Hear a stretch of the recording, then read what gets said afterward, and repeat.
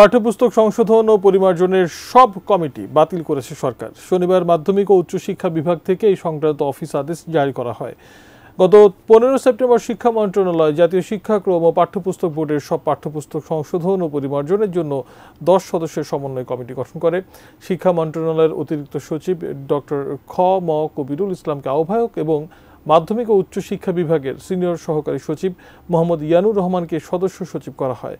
কমিটিতে সদস্য ছিলেন ঢাকা শিক্ষা গবেষক রাখাল রাহা, ঢাকা বিশ্ববিদ্যালয়ের পদার্থ বিজ্ঞান বিভাগের অধ্যাপক কামরুল হাসান মামুন, বাংলা বিভাগের অধ্যাপক মোহাম্মদ আজম, সমাজবিজ্ঞান বিভাগের সহযোগী অধ্যাপক সামিনা লুৎফা, প্রাথমিক ও গণশিক্ষা মন্ত্রণালয়ের অতিরিক্ত সচিব মাসুদ আখতার খান, এনসিটিবির চেয়ারম্যান অধ্যাপক AKM রিয়াজুল হাসান, সদস্য অধ্যাপক রবিউল কবির চৌধুরী ও অধ্যাপক AFM সারওয়ার জাহান।